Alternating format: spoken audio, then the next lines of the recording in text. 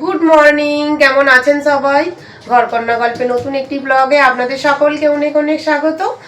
আজকে রথযাত্রা, তো রথযাত্রায় সকলকে জানাই আন্তরিক শুভেচ্ছা ও ভালোবাসা।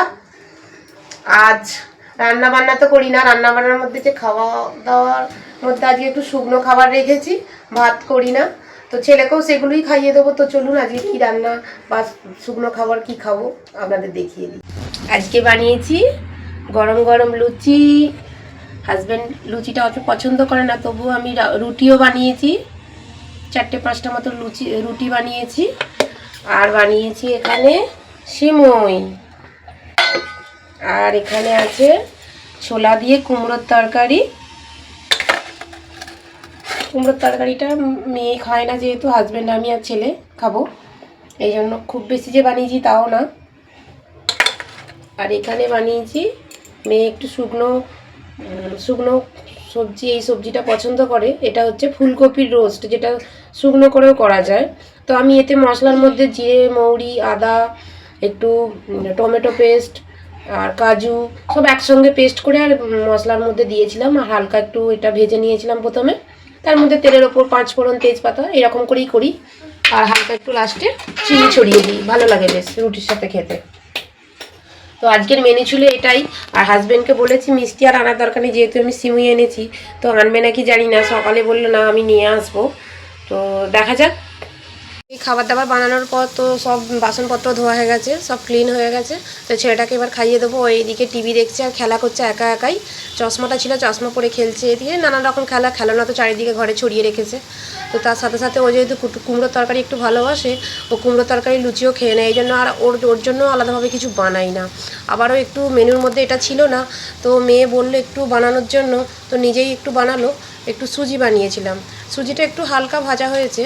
তো ঠিক আছে, নিজে একাও করেছে তো অসুবিধে কিছু নেই, বললাম ঠিক আছে। মেয়েকে একটু কুমড়োর তরকারি পাতে দিয়েছি, যদি খাবে, না খায় না খাবে, যদি দিয়ে রেখেছি। আর আজকে তো একটু লুচিগুলো একটু অন্য শেপে বানিয়েছি, ও একটু অন্য শেপে খেতে ভালোবাসে, এই জন্য শেপগুলো একটু চেঞ্জ করে দিয়েছি লুচি। আর আমি তো এই কুমড়োর তরকারি আর ফুলকপি এগুলো তো বানিয়েছিলাম সিমুই।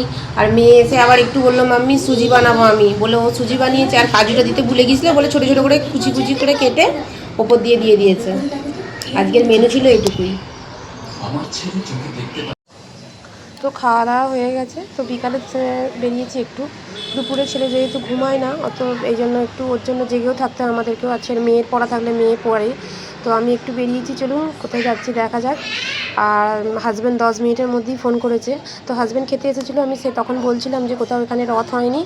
তো খোঁজখবর নিয়ে দেখা গেছে যে কোথাও নিশ্চয়ই হয়, এই জন্য আমাকে বললো সঙ্গে সঙ্গে বেরিয়ে এসো 10 মিনিটের মধ্যে। তো আমরা তো খুব খুশি, সব থেকে খুশি আমি হয়েছি, ছেলে মেয়েকেও দেখাতে পারবো আর নিজেও দেখতে পারবো।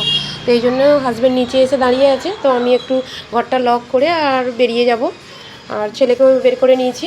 আর চলুন তাহলে বেরিয়ে পড়ি। লিফটের মধ্যে হাজব্যান্ড যেহেতু দাঁড়িয়ে আছে, পৌঁছে যাই তাড়াতাড়ি। আর হাজব্যান্ড সেখানে পৌঁছেও দিয়েছে যে চলো, চলে এসেছি আমরা রথের কাছে। তো চলুন রথ দেখি। রথের কাছে এসে আমাকে তো খুব ভালো লাগলো। দেখলাম যে অনেক বাঙালি এসেছে আর অবাঙালি এর সাথে যুক্ত, অনেক অনুষ্ঠান হচ্ছে নানান রাস্তায় দাঁড়িয়ে দাঁড়িয়ে।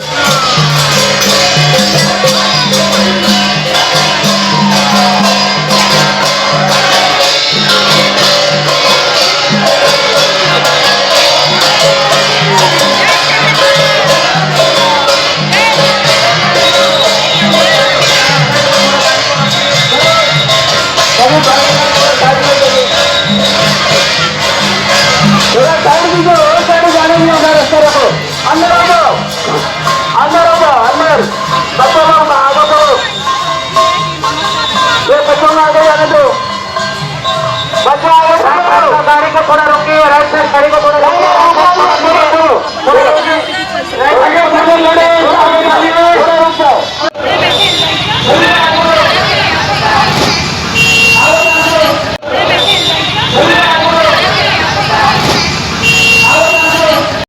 তো আমরা রথ দেখলাম সবাই মিলে একসাথে, বেশ কিছুদিন পর, বলতে 15-20 বছর পর।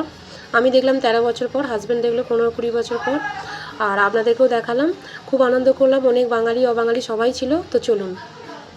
তো হাজব্যান্ড কিছুটা আমাদের কারখানায় ছেড়ে দিয়েছে। ছেড়ে দেওয়ার পর আমরা বললাম আমরা আমাদের এই দিকটায় হেঁটে হেঁটেই যাব। তো নদীর পরিবেশ বা ওয়েদারটা একটু দেখব, খুব সুন্দর। আর বর্ষাকালে আকাশ তো সুন্দর ভেজা তুলোর মতন, খুব ভালো লাগে। আমি একটু হেঁটে হেঁটেই যাচ্ছিলাম, ওয়েদারটা খুব নরম গরমের মধ্যে চলছে। একবার বৃষ্টি হচ্ছে, একবার বৃষ্টি হচ্ছে না। তো ছেলে তো হাত ধরছেই না, একা একা চলে যাচ্ছে। মেয়ে বলছে মাম্মি ভাইয়ের হাত ধরো, দৌড়াবে এক্ষুনি। আমি বলছি হ্যাঁ বাবা ধরছি। একটু হেঁটে হেঁটেও যাচ্ছিলাম, ওরও একটু হাঁটা দরকার, ও খুশি হবে। আর আমি হাজব্যান্ডকেও বললাম যে আমি যাওয়ার সময় জিলিপি কিনে নিয়ে যাব। হাজব্যান্ড ফোন করেছিল যে না আমি নিয়ে যাবো। আমি বললাম না, পাঁপড় আর ভাজবো না, আমি জিলিপি কিনে নিয়ে চলে যাচ্ছি। এবারে পাঁপড় খাবো না, জিলিপি খাই। তো রথের জিলিপি তো মেন, পাঁপড় ভাজা এইগুলো তো খেতেই হবে, না হলে তো রথ দেখাটা কমপ্লিট হবে না। তার সাথে সাথে জিলিপি নিয়ে এসেছি হাজব্যান্ডের জন্য কিছুটা রেখে, আর আমরা তিনজনে মিলে মজা করে একটু খাবো। তো জিলিপিগুলো তো এবার মজা মস্তি করে ছেলে মেয়ে খুব খাচ্ছে, ভালোও লাগলো। ওরা তো খুব ভালোবাসে, আসার পথেই পরে যেহেতু প্রায় দিনই নিয়ে আসা হয়, তবু আজ বিশেষ দিনে এই জন্য আরও নিয়ে এলাম। এই ধরনের ফেস্টিভ্যাল আমরা খুব কম পাই। সব কিছু ফেস্টিভ্যাল অ্যাটেন্ড করার চেষ্টা করি, কিন্তু যেহেতু আমরা বাইরে থাকি সব তো অ্যাটেন্ড করতে পারি না, বাচ্চাদেরকেও করাতে পারি না। তো এই অনুষ্ঠানে যেতে পেরে, নিজেকে সামিল দিতে পেরে খুব ভালো লাগলো। আর রথযাত্রায় দড়ি টানা নাকি শুনেছি, বা দড়িটা ধরা খুব ভালো, তো ধরতে পেরে খুব ভালো লাগলো। যাই হোক, আজকের ভিডিওটা ছিল এই পর্যন্ত। ভালো লাগলে লাইক শেয়ার কমেন্ট সাবস্ক্রাইব করে পাশে থাকবেন। ভালো থাকবেন।